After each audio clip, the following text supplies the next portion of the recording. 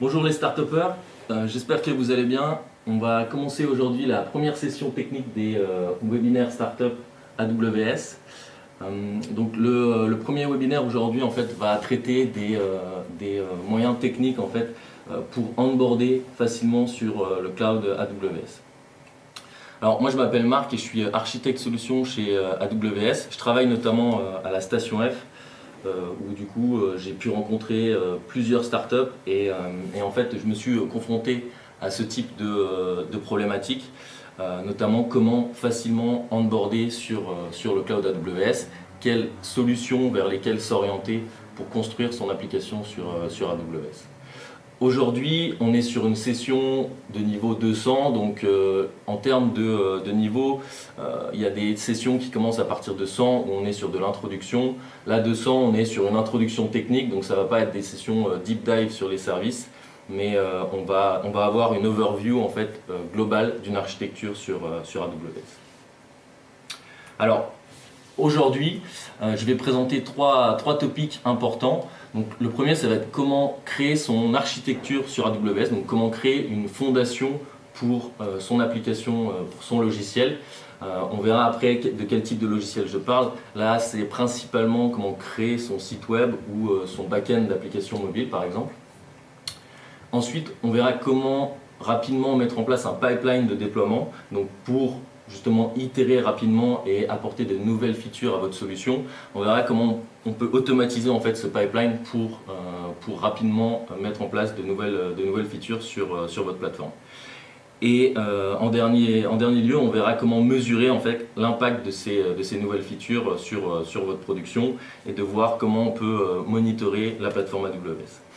Après, je vous ferai une démo de 15-20 minutes sur justement comment mettre rapidement en place ce que je vais vous raconter directement sur la plateforme AWS. Alors, un point qui me semble très important avant de commencer, c'est faire un point sur l'architecture globale AWS. D'ailleurs, je viens de voir qu'il y a une région qui vient d'être ouverte, qui a été annoncée hier, qui est la région Suède, où du coup on a maintenant plusieurs data centers disponibles sur la région Suède. Aujourd'hui, AWS, donc on a 20 régions réparties dans le monde. Une région, c'est quoi exactement? En fait, ça va être un cluster de zones de disponibilité. Une zone de disponibilité, c'est une notion propre à AWS dans laquelle on va avoir un ou plusieurs data centers. Aujourd'hui, ce qu'il faut vraiment comprendre et retenir, c'est qu'au sein d'une région, ces zones de disponibilité, elles vont être séparées avec un maximum de latence de 2 millisecondes entre chaque zone de disponibilité. Et ce sont ces zones de disponibilité en fait, qui vont vous permettre de construire une architecture qui soit résiliente, puisque du coup, vous aurez la possibilité en fait, de répartir la charge sur ces différentes zones de disponibilité. Et donc s'il y a une zone qui devient indisponible, votre applicatif sera toujours fonctionnel, puisque du coup, il pourra s'appuyer sur les deux autres zones de disponibilité restantes. Alors, en Europe, aujourd'hui, on a 5 régions, du coup. On en a une à Dublin, une à Francfort, une à Paris, Londres et donc une à Stockholm qui vient d'ouvrir. Et on a plusieurs régions aux US et en Asie. Ce qui est important de retenir, c'est que quand on est une start-up et qu'on commence, on va avoir potentiellement besoin de régions autour d'une zone géographique précise. Mais dès qu'on a un besoin d'expansion, le fait d'avoir ces régions disponibles partout dans le monde vont vous permettre en fait, de rapidement go global en fait, donc de rapidement avoir un reach international et donc vous aurez la possibilité de répliquer votre infrastructure, votre solution en Europe, en Asie et en Amérique pour potentiellement atteindre ces nouveaux marchés. Donc ça c'est ce que je voulais dire sur la partie infrastructure. C'est important d'avoir ces notions avant de commencer justement à construire sur AWS. Alors, un point qui va être important, ce slide, il fait toujours un peu peur, mais je le présente pour en fait présenter tous les workloads qui sont possibles de faire sur la plateforme AWS. Si on commence par le bas du slide, on va voir en vert la partie infrastructure, donc AWS gère les régions, les zones de disponibilité. On a une partie Core Services, donc là c'est tout ce qui va être autour des machines virtuelles, autour du compute, du stockage, des bases de données. Et on va avoir une layer autour de la sécurité, donc avec des outils qui vont permettre de chiffrer le contenu, qui vont permettre de gérer les autorisations, les accès, de faire du monitoring.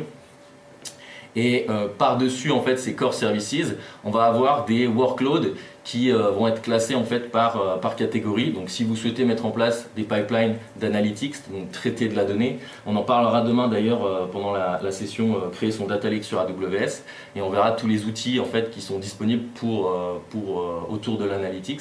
Et on a des verticaux pour chaque domaine, donc autour du DevOps, autour du mobile, autour de l'IoT, de l'intelligence artificielle. Et l'idée, c'est de regrouper en fait tous ces services par workload pour que du coup ça puisse être vraiment plus facile pour construire son architecture sur AWS, parce qu'il faut d'abord réfléchir à ce qu'on souhaite faire pour ensuite s'orienter vers un workload spécifique.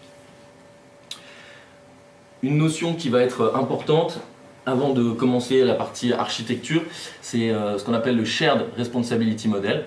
Donc aujourd'hui, AWS va être responsable de tout ce qui va être la sécurité autour donc les facilities, ça va être les régions, les data centers. On gère les accès physiques aux data centers. On va gérer toute la partie virtualisation, donc au niveau des machines virtuelles dans AWS, la gestion des hyperviseurs, la gestion du stockage. Donc ça, c'est notre responsabilité. Et ensuite, on va fournir des outils que les utilisateurs pourront configurer comme ils le souhaitent, et ça, ce sera leur responsabilité. Donc si par exemple vous utilisez une machine virtuelle sur AWS, nous on va gérer toute la partie création de la machine virtuelle. Ensuite vous allez avoir l'operating system, et si par exemple il y a des patchs de sécurité à faire sur l'operating system, ça ce sera de votre responsabilité de gérer les patchs, de gérer l'applicatif qui va tourner dessus. On fournit des solutions pour mettre en place des firewalls. Ensuite, c'est à vous de configurer le firewall. Donc c'est pour ça qu'on a des solutions architects aussi qui sont là pour vous aider. C'est mon rôle, notamment aujourd'hui à la Station F, d'accompagner les startups sur une bonne configuration de ces services. Mais je dirais que si jamais il y a des firewalls à configurer, par exemple, si vous les ouvrez sur le monde, ben, du coup ce sera votre responsabilité. Donc c'est ce que représente ici le Shared Responsibility Model. C'est une responsabilité partagée entre AWS et le client. Et ce qui va être intéressant, c'est que une fois qu'on a on a compris ce Shared Responsibility Model, pour tout ce qui va être compliance, ça va être beaucoup plus facile, notamment pour les startups, d'obtenir, je prends un exemple de certification, notamment PCI DSS. Donc si vous êtes une startup qui travaille dans la fintech et que vous avez besoin de gérer des cartes de crédit, par exemple, la certification PCI DSS, donc qui permet de gérer les cartes de crédit, la plupart des services AWS sont aujourd'hui PCI DSS compliant, donc du coup vous n'avez pas besoin de gérer toute cette partie puisqu'elle est déjà fournie par AWS. En revanche, il vous suffit de créer une architecture en utilisant les services AWS qui, elles, soient PCI compliant pour avoir en fait une stack complète PCI compliant. Donc ça c'est, je pense, aujourd'hui un avantage non négligeable pour les startups de pouvoir se reposer sur la partie architecture d'AWS et sur toutes nos compliances, toutes nos certifications pour ensuite avoir une stack qui soit complètement compliant. Alors, on va commencer sur la première partie qui consiste à créer en fait une architecture logicielle sur AWS. Alors, un petit récap pour présenter en gros les différents services qu'on va traiter aujourd'hui. Là, je pars d'une application dite 3 tiers. Donc, une application 3 tiers, à mon sens, c'est une application qui va être découpée en 3 parties, avec une première partie qui est la web tier. Donc, le web tier, ça va être aujourd'hui créer typiquement le front. Donc, on peut utiliser des technologies comme Angular, React, Ember, qui permettent de créer en fait des fronts en JavaScript et donc être interprétés rapidement par le navigateur. Et si vous faites une application mobile, donc c'est pareil, tout ce qui va être création de l'application mobile, de l'interface, ça va être géré du côté de l'application mobile. Et ensuite la deuxième partie, donc c'est la partie app tier, ou vraiment application logic, business logic, où on va créer en fait des API avec lesquels le front, la partie web tier, va communiquer. Donc on va voir comment on peut créer ces API sur AWS. Et la troisième partie, ça va être la partie DB tier, donc la base de données, puisque toutes les applications aujourd'hui auront besoin d'une base de données pour stocker des informations et pour pouvoir les traiter. Et donc on verra quel type de solution mettre en place pour justement créer cette partie DB tier. Alors on va voir comment on peut rapidement mettre en place une architecture 3 tiers en commençant par la partie web tier. Donc là, on va simuler en fait un exemple où on a des utilisateurs qui utilisent soit une application mobile, ou soit directement ils se connectent sur le site web via leur navigateur sur ordinateur. Donc la première chose, c'est de taper sur une URL, donc via un nom de domaine. Nous, on a un service sur AWS qui s'appelle Route 53. Donc Route 53 permet de gérer en fait des noms de domaine, donc et en même temps de faire DNS, donc pour gérer des noms de domaine. Donc du coup, une fois qu'on utilise le service Route 53 qui va faire le matching entre un nom de domaine et une IP, on peut créer la partie statique avec notamment des services comme S3 et CloudFront.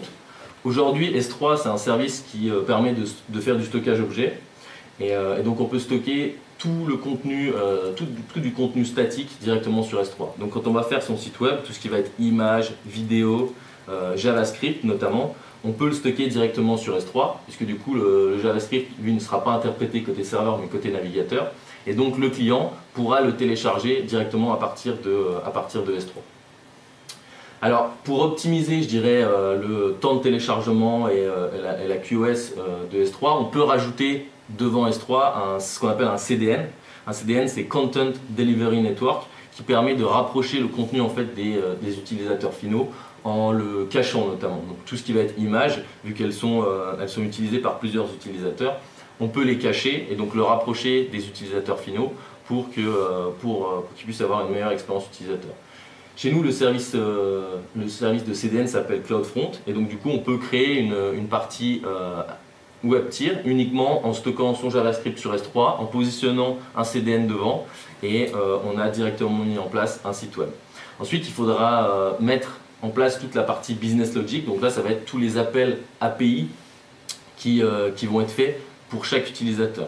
Donc là on parle de contenu dynamique où il y a un peu moins d'intérêt à le cacher parce qu'il va être unique pour chaque utilisateur. Donc aujourd'hui, voilà, si on souhaite mettre en place un site web, potentiellement en fonction de la technologie que vous utilisez, on n'a même plus besoin de gérer de machines virtuelles, de choisir du CPU, du stockage. On peut directement uploader son JavaScript sur S3 et le délivrer aux utilisateurs finaux. Une fois qu'on a mis en place la partie web tier, on va s'attaquer à la partie application logic. Donc cette partie application logic, elle peut être faite via plusieurs services sur AWS. Alors je fais une petite aparté sur une notion réseau parce que du coup si vous utilisez la plateforme, vous allez être confronté à un moment donné à quelques notions de réseau. Et aujourd'hui sur AWS, on a ce qu'on appelle des VPC, donc Virtual Private Cloud. Ce sont des réseaux privés virtuels. Donc comme vous pouvez avoir chez vous via votre box internet un sous-réseau en 192.168.0.0, là vous pouvez créer un VPC en 192.168.0.0 qui sera votre VPC privé. Et à l'intérieur de ce réseau, on va créer des sous-réseaux, ce qu'on appelle des subnets. Donc on peut avoir plusieurs subnets au sein d'un VPC. On peut avoir des subnets publics et des subnets privés. Un subnet public, en fait, toutes les instances qui seront dans ce subnet auront la possibilité d'accéder à Internet. Ou si on se trouve dans un subnet privé, du coup les instances n'auront pas accès à Internet. On verra que ce sera important, notamment pour la partie DB qui, elle, ne doit jamais être accessible directement sur Internet. Alors une fois qu'on a positionné cet aspect réseau, sur la partie app tier, on va pouvoir utiliser différents services qui vont nous permettre en fait de fonctionner à l'échelle. Donc tout le contenu dynamique, le point d'entrée vers la partie application logic, c'est ce qu'on appelle un ELB, un Elastic Load Balancer, qui va être utilisé pour recevoir les requêtes entrantes. Et ce load balancer en fait va dispatcher les requêtes sur des instances EC2. Donc EC2 ce sont des machines virtuelles sur lesquelles vous pouvez installer votre application. Et l'intérêt d'avoir un load balancer et des instances EC2, c'est que ces instances EC2 en fait, lorsqu'elles sont positionnées dans ce qu'on appelle un auto-scaling group, on peut rajouter en fait des instances EC2 en fonction de la charge. Donc imaginons le matin, tout le monde se lève, tout le monde utilise votre application. À ce moment-là, vous avez un pic de charge. Et pour éviter de provisionner des ressources qui ne seront pas utilisées, en utilisant la fonctionnalité d'autoscaling, vous pouvez rajouter des instances EC2 à ce moment-là automatiquement en se positionnant sur des paramètres comme la consommation de CPU ou la consommation disque. Et donc on rajoute des ressources. Et l'intérêt, c'est que dès que le pic est passé, en fait, eh ben, les ressources vont être supprimées. Notamment, si je prends l'exemple de la nuit où personne n'utilise, ou en tout cas moins de personnes utilisent l'application, à ce moment-là, on peut redescendre à une instance. Donc là, ce sont les types de solutions qui sont aujourd'hui disponibles pour mettre en place une partie Application Logic sur AWS. Alors, quand je parle d'Application Logic, je vous montrerai après par exemple un exemple avec un site web où j'utilise du Python avec le framework Django ou Flask. Et donc vous pouvez faire vos API en utilisant ces technologies et donc l'installer sur des instances EC2 qui vont recevoir les appels via le load balancer. Alors quand on est développeur, ça peut être compliqué de se confronter à ces problématiques d'infrastructure sur l'aspect scalabilité, l'aspect création du load balancer, des instances EC2. Et pour faciliter en fait l'utilisation de cette plateforme et notamment pour pouvoir rapidement mettre en production son code applicatif, on a une solution qui s'appelle AWS Beanstalk. Donc Beanstalk aujourd'hui en fait il va gérer pour vous cette partie infrastructure. Donc vous n'aurez pas besoin de créer le load balancer, l'autoscaling, les instances EC2.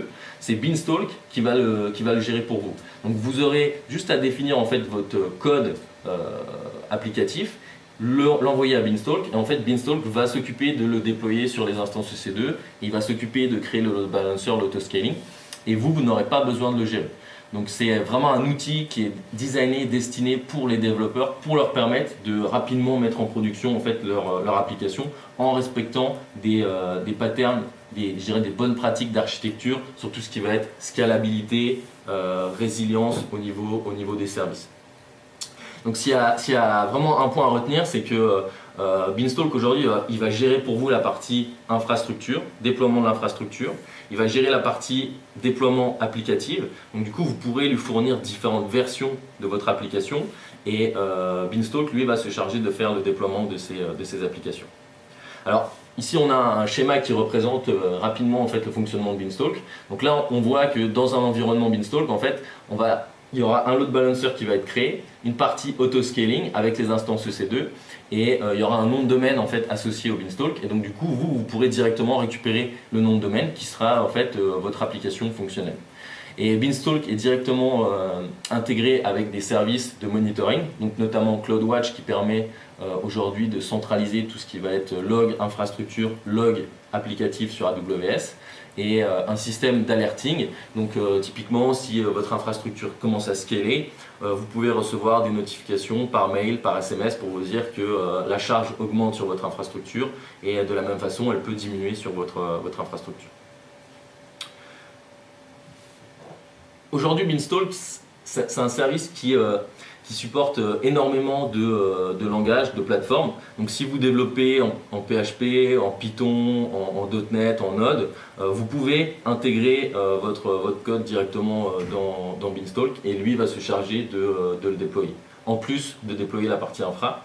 Si vous faites du container Docker, il y a également la possibilité de l'intégrer dans Beanstalk. Donc lui, il aura la possibilité de déployer vos containers sur des instances EC2. Donc c'est vraiment une plateforme qui est assez ouverte et qui a pour but de faciliter le déploiement de l'application en production pour les développeurs.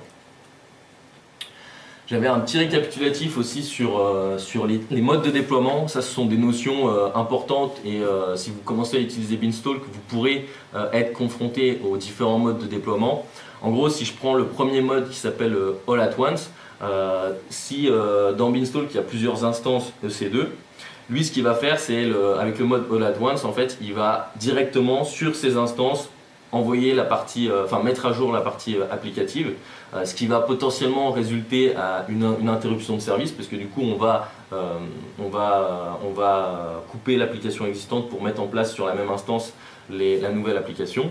Et si on souhaite justement avoir zéro interruption de service, donc là on peut descendre en fait dans le tableau et arriver jusqu'à une partie blue-green où quand on fait du blue-green deployment, en fait Beanstalk il va dupliquer l'environnement existant sur lequel il va mettre à jour la partie applicative et ensuite il va faire une bascule au niveau du DNS, ce qui va vous permettre en fait de faire ce qu'on appelle du zero downtime deployment où du coup il y aura zéro impact pour vos utilisateurs au moment où vous ferez le déploiement en production.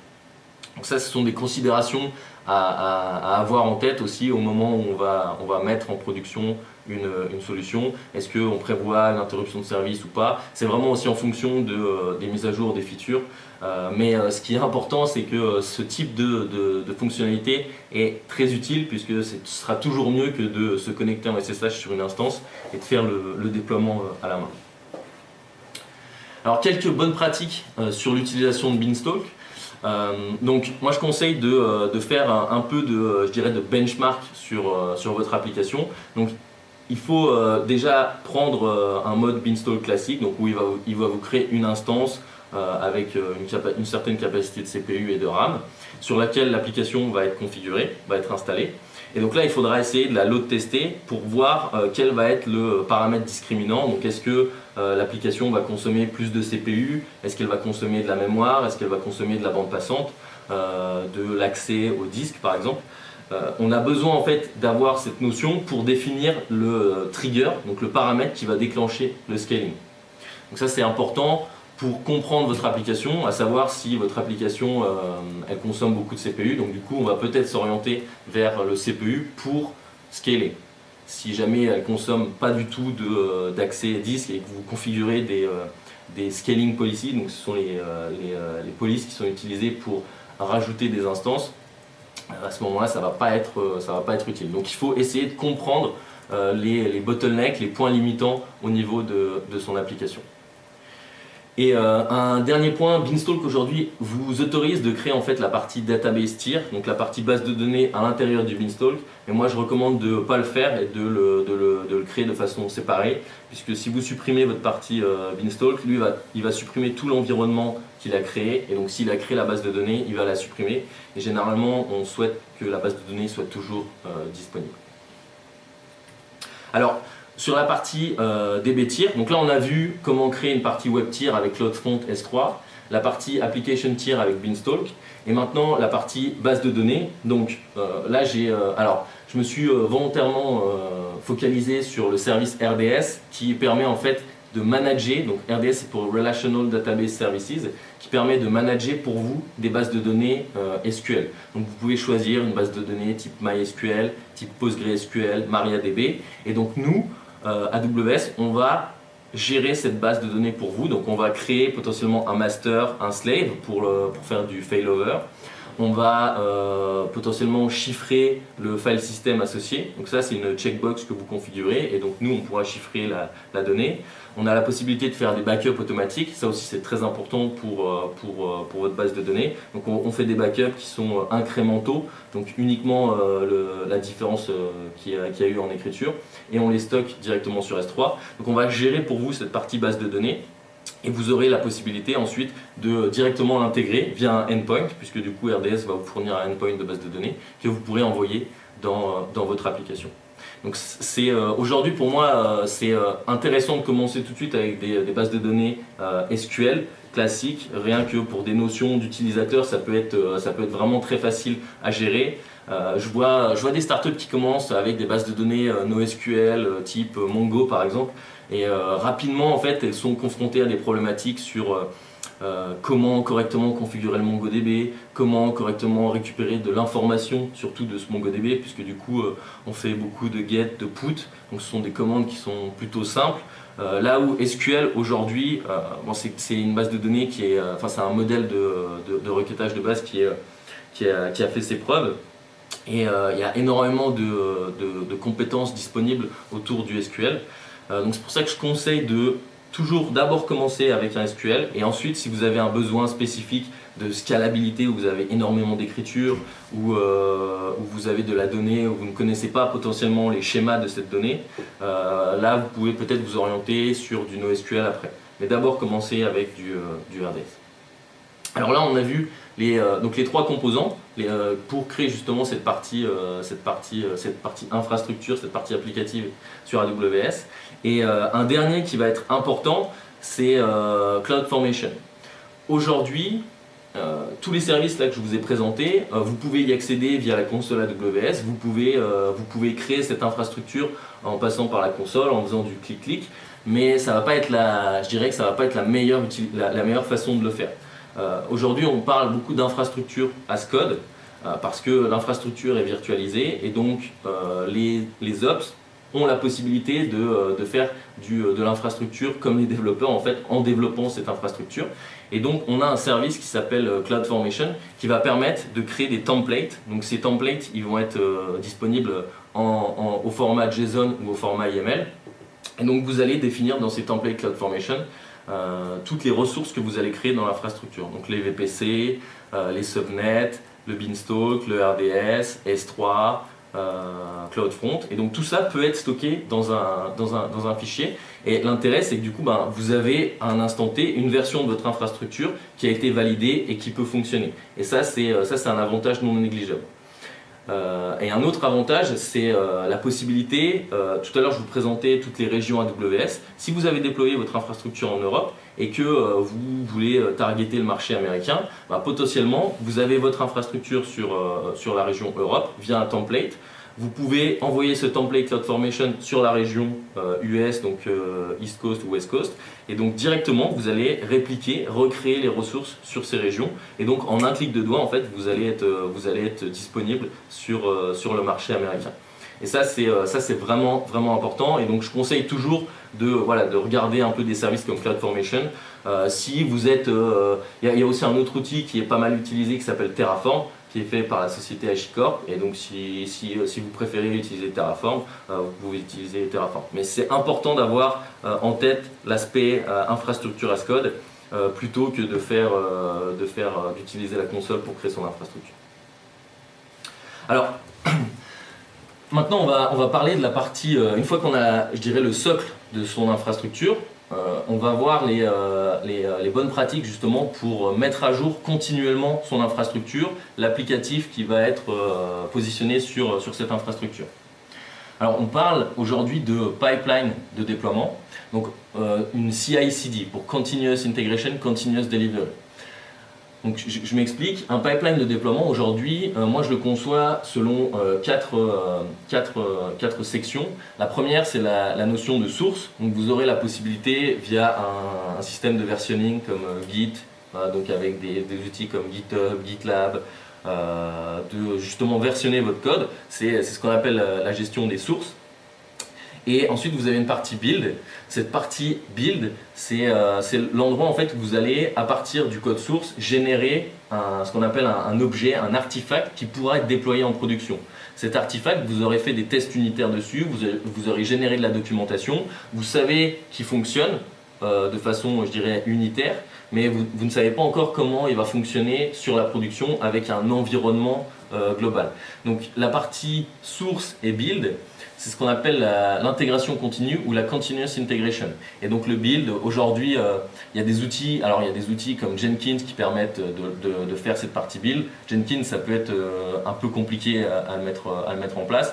J'ai beaucoup de startups qui utilisent des outils comme CircleCI et TravisCI aujourd'hui qui peuvent vous permettre justement de le mettre en place. On verra aussi, nous, on a des solutions au sein d'AWS qui permettent de rapidement mettre en place cette CI.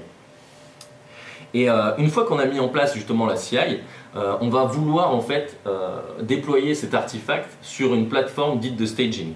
Une plateforme de staging, c'est une plateforme qui va être iso-fonctionnelle avec la production, mais ce ne sera pas la production. Donc du coup, vous allez avoir tous les éléments de votre production et c'est sur cette plateforme que vous allez pouvoir faire des tests fonctionnels notamment. Donc là, simuler le comportement de votre artefact qui a été généré en sortie de CI sur une plateforme similaire à la production. Et une fois que c'est validé, du coup là vous avez une intervention humaine, donc là c'est ce qu'on appelle le continuous delivery, où ok, on a validé les tests unitaires, les tests fonctionnels, on fait la mise en production. Et donc là il y a un humain qui clique sur un bouton et qui dit ok, on fait la mise en production et le déploiement est fait directement sur la production. Et on a également ce qu'on appelle du continuous deployment, où là il n'y a même plus d'interaction humaine je dirais, et le déploiement est fait du git commit, git push.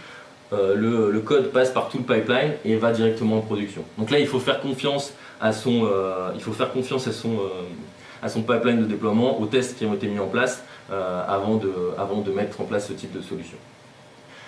Un petit récapitulatif de la partie build. Donc là, voilà, il faut juste s'orienter sur la partie en bleu où on explique un peu ce qui est fait sur la partie build. Donc généralement, on va récupérer toutes les dépendances associées au code, on va compiler. Donc si vous êtes sur du container, ben, on va créer une image. Si vous êtes sur du Java, on crée des jars. Vous allez effectuer des tests unitaires. On peut vérifier la qualité du code. On peut le packager donc pour générer ensuite l'artefact à déployer. On peut aussi, à partir du build, déployer directement sur la plateforme de staging et générer de la doc automatique. Donc c'est vraiment ces fonctionnalités aujourd'hui qui représentent une plateforme de build. Alors en termes de services AWS, on a plusieurs solutions et donc je vais vous faire la démo après de ces solutions pour justement mettre en place du source, du build et du test. Aujourd'hui sur la partie source, bon, on a un système de repo Git qui s'appelle Code Commit.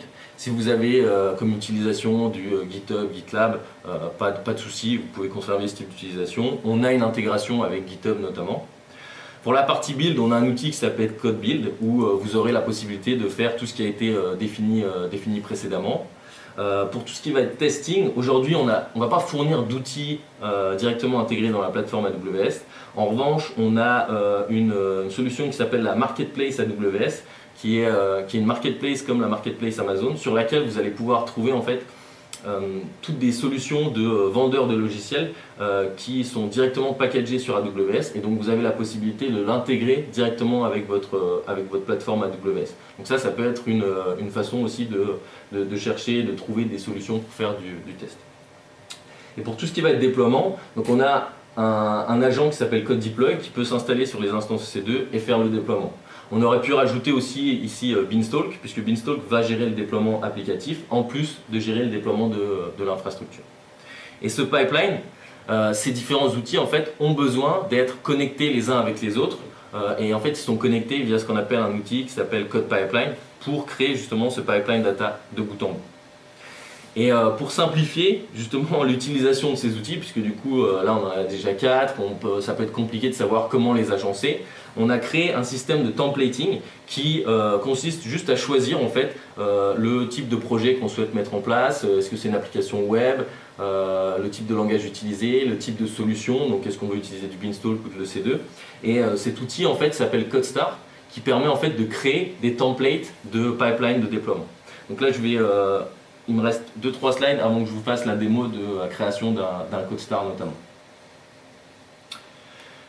Alors là on a vu les deux premières parties, comment créer justement son socle d'application logicielle, comment créer un pipeline pour rapidement mettre en production des nouvelles fonctionnalités. Maintenant on va voir comment on peut mesurer en fait l'impact que peuvent avoir ces nouvelles fonctionnalités.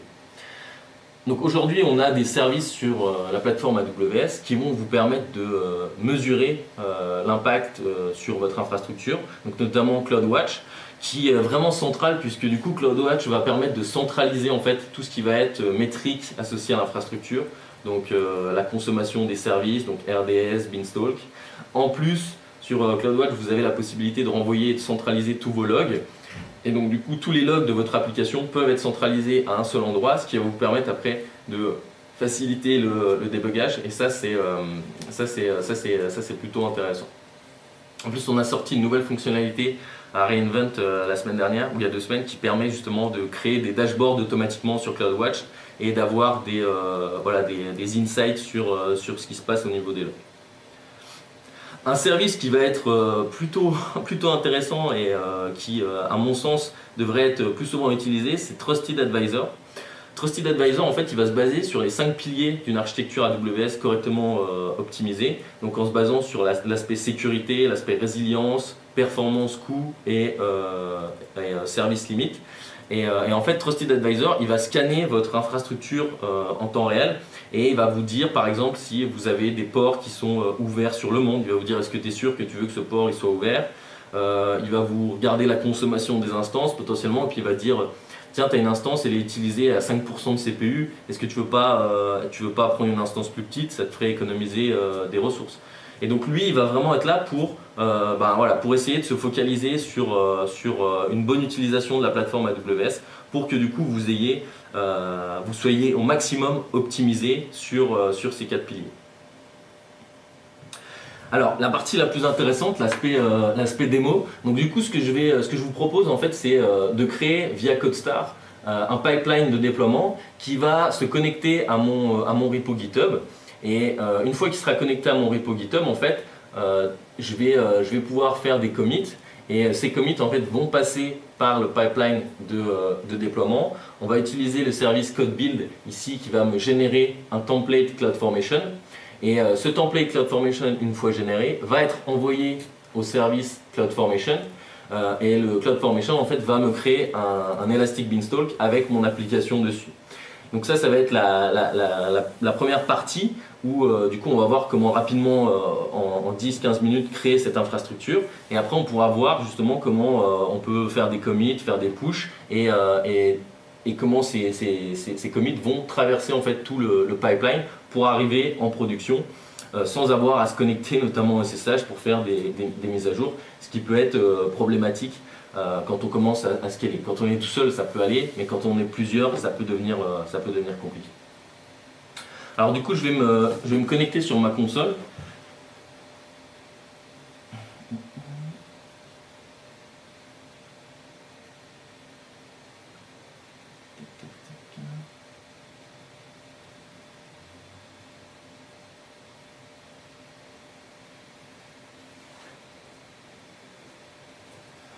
Et je vais aller directement dans le service. Alors, quand vous arrivez à peut-être un point, ça peut être compliqué la première fois que vous allez sur la console AWS, puisque on a énormément de services. Donc c'est pour ça qu'on a essayé de créer des verticaux par workload pour vous permettre en fait d'aller directement sur le service qui va être important pour vous.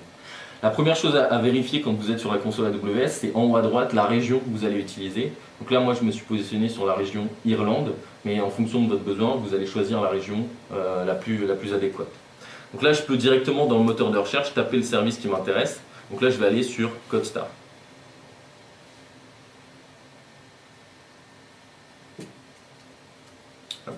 Donc là, on peut directement commencer un projet. Et ce que je vous disais sur la partie templating, en fait, c'est que ici, CodeStar dispose de plusieurs templates en fonction du langage utilisé, en fonction de ce que vous souhaitez faire comme application, des sites web statiques, des applications web. Donc là, je vais faire une application web classique. En termes de langage, je vais choisir du Python. Et donc là, il reste deux types d'applications qu'on peut mettre en place dans CodeStar. Une application web avec Beanstalk ou directement sur EC2. Donc la différence, c'est que sur EC2, ce sera à vous en fait de gérer l'aspect scalabilité du cluster de EC2, l'aspect patch au niveau des OS. Là où Beanstalk va gérer pour vous l'aspect environnement. Donc là, on va se positionner sur l'aspect Beanstalk. On va choisir un projet.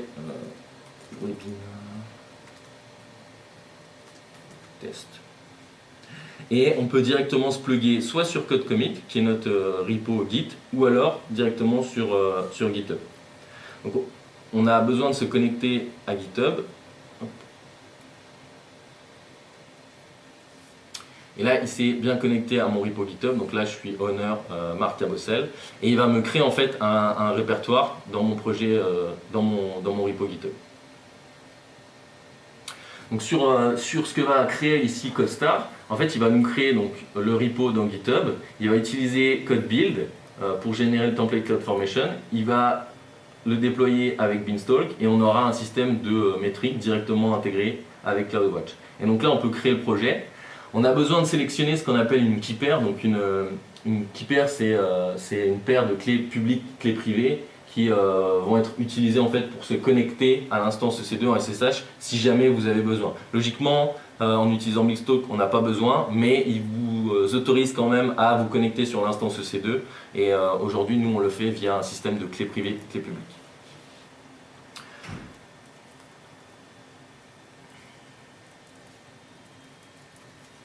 Donc je crée le projet. Ici, je vais copier pour récupérer, cloner le repo Git.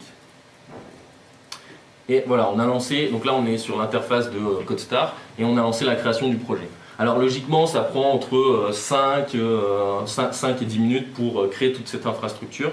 Et après, on pourra vous montrer justement comment mettre en place une production. Alors,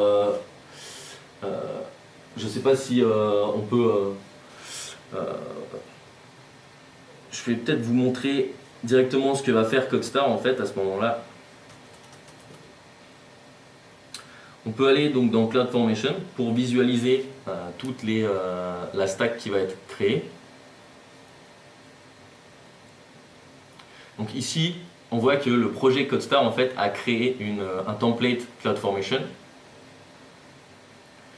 Et donc une fois que vous êtes dans l'interface CloudFormation, vous allez avoir plusieurs notions intéressantes, la date de création de votre stack CloudFormation, l'état et le descriptif associé. Ici, vous allez voir les ressources qui sont créées. Donc aujourd'hui, là, ce sont toutes les ressources que va me créer le template CloudFormation. Et donc là, il est en train de créer un rôle et une instance EC2 pour mon rôle IAM. Enfin, un rôle IAM pour mon instance EC2. Pardon. Alors, je ne fais pas de deep dive sur la partie IAM tout de suite, qui s'appelle Identity Access Management, qui permet de gérer en fait les accès à la plateforme, puisque la session d'après en fait fait un focus sur la sécurité. Et donc voilà, je ne vais pas gâcher la session d'après, où du coup vous allez voir en fait tous les services qui sont dispo sur la plateforme pour gérer tout cet aspect sécurité. Alors je vais peut-être cloner. Hop.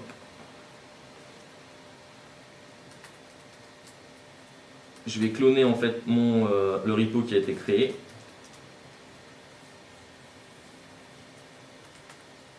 Ok. Moi j'utilise VS Code qui est plutôt sympa pour justement débugger, coder. En plus on a lancé une intégration avec tous les services serverless AWS. Et alors sur la partie serverless, vous aurez aujourd'hui je crois que c'est la 3e session, un deep dive sur les services serverless tels que Lambda, API Gateway et comment on peut créer une application avec du full serverless. Et vous pourrez peut-être voir aussi une intégration avec des services comme VS Code. Donc là on voit le projet qui a été créé. Donc c'est le projet qui a été créé sur mon repo Git. Et donc je l'ai en local et on verra par exemple, je vais prendre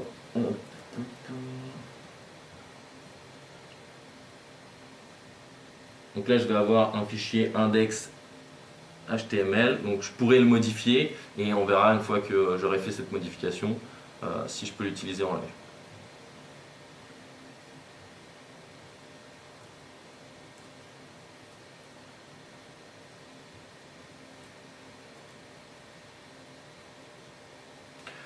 Donc le projet a été créé. Alors ce qui va être intéressant, c'est que CodeStar en fait va centraliser pour vous l'accès pipeline et l'accès déploiement, puisque du coup ici vous avez l'accès au code. Donc si vous cliquez, il va vous renvoyer vers le repo. Donc là, ce sera mon repo GitHub où du coup j'ai mon repo Webinaire Test avec justement toutes les. Là c'est une stack classique web en Python Django.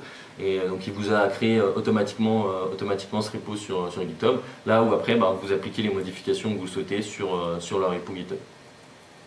Sur l'aspect build, donc il a créé dans CodeBuild, donc là CodeBuild il est utilisé pour générer le template CloudFormation qui va créer Elastic Beanstalk.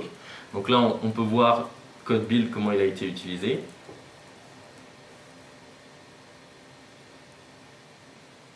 Donc sur la partie build, là on a eu un build qui a été successful avec, il est où? Tac, tac, tac.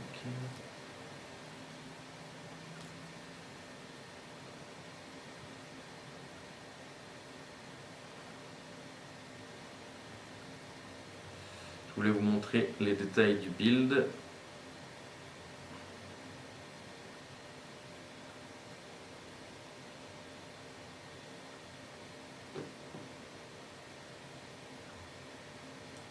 Ah, voilà. Donc du coup sur ce build en fait là ce sont des étapes qui ont été créées directement par CodeStar, mais du coup où il va récupérer les sources, il va installer, il va faire des tests unitaires, il va l'uploader et donc c'est à vous de définir en fait toutes les étapes qui seront à mettre en place dans le code build en fonction de votre application. Là c'est un exemple où après vous pouvez le modifier et ça c'est voilà, c'est un aspect facile à mettre en place. Et à la fin, vous avez le pipeline. Alors sur l'aspect dashboarding ici, on a à droite, on a une représentation visuelle en fait du pipeline de déploiement où on voit en vert ici la partie source. Donc on a pu récupérer le code. Sur la partie build, on a pu lancer l'étape de build, générer le template CloudFormation, et ensuite on est en train de faire un deploy. Donc là, il envoie le template CloudFormation qui a été généré au service CloudFormation. Et donc si je vais voir dans CloudFormation, voilà, donc le template qui a été généré en fait me crée une infrastructure et un Elastic Beanstalk sur lequel l'application sera déployée. Et ce qui est vraiment intéressant, c'est qu'une fois que c'est mis en place, en fait, on n'a plus besoin d'y toucher. Donc après, on ajuste la configuration de code build en fonction des nouvelles features qu'on rajoute, du code que l'on rajoute. On a la possibilité de jouer sur le template aussi. Tout est ouvert, mais on essaye via les templates en fait de le rendre plus facile, plus facilement utilisable. Et si je vais voir directement le service code pipeline,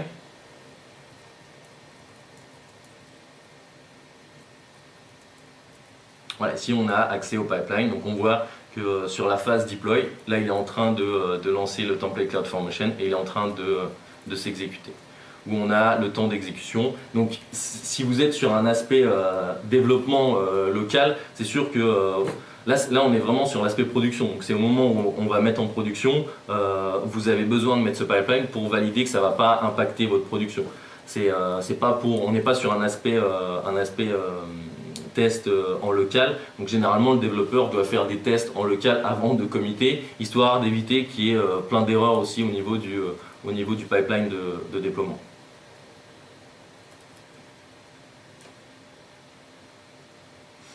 Alors sur l'aspect Beanstalk, je peux vous montrer également ce qui a été créé via le template. Donc là le template est créé. Et donc il m'a créé en fait dans le service Elastic Beanstalk une application, donc en reprenant le nom, Webinaire Test avec App. Et il y a différentes configurations. Donc là on a pris une plateforme Python avec notamment un environnement web server. Donc web server c'est une instance. Après il y a différents types d'environnements. Donc c'est là aussi où ça va être intéressant, où vous pouvez configurer le load balancer, choisir quel type d'autoscaling vous souhaitez et ainsi de suite. C'est les deux modes de fonctionnement de Beanstalk avec la partie environnement. Ici on a l'URL qui va être utilisée pour justement accéder à l'application. Donc si je clique sur l'URL, là on voit en fait qu'il m'a créé la partie, voilà, mon site en Django, congratulations. Et donc on va faire le test où on va modifier potentiellement la partie index. Donc là, congratulations, just created. Donc là, je vais faire je vais rajouter hello startup. Hop. Donc là, j'ai fait une modification sur le fichier index classique. Donc là, je regarde mon Git. J'ai cette modification, donc là je vais le committer.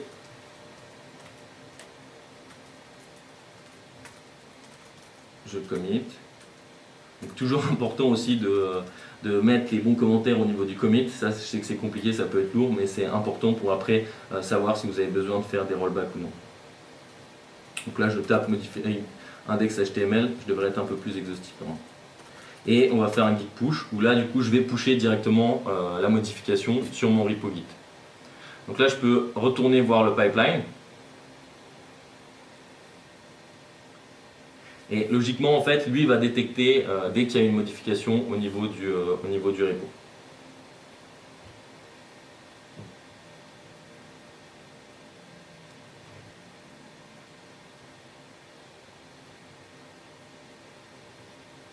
Donc là il a passé l'aspect source, donc là il a bien détecté la modification et donc là il rentre dans la partie build où du coup il va régénérer en fait un build puisqu'il va régénérer un template CloudFormation avec le Beanstalk, avec le nouveau package en fait applicatif et ensuite il va pouvoir l'envoyer une fois qu'il aura été buildé au template directement au service CloudFormation qui va lui faire la mise à jour sur Beanstalk. Donc là il a passé l'étape de build correctement. Donc si on regarde le build,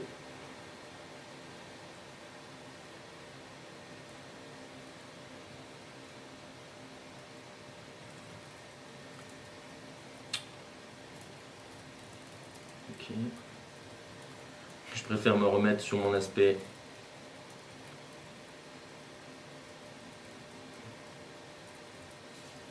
centralisé. Donc là j'ai le deuxième build qui a été fait, il a pris 17 secondes. Et donc du coup là il a généré en fait il a régénéré un nouveau template CloudFormation. Et ce qui est intéressant avec CloudFormation, c'est que quand on fait une modification d'un template, lui ce qu'il va faire en fait, c'est qu'il va pas supprimer l'ancienne stack et en recréer une nouvelle. Il va juste appliquer les modifications au niveau du template. Donc là si j'update, donc là il a pris en compte ces modifications et il est en train d'updater la stack CloudFormation qui update le Elastic Beanstalk. Donc si je vais voir mon Beanstalk ici, au niveau du dashboard,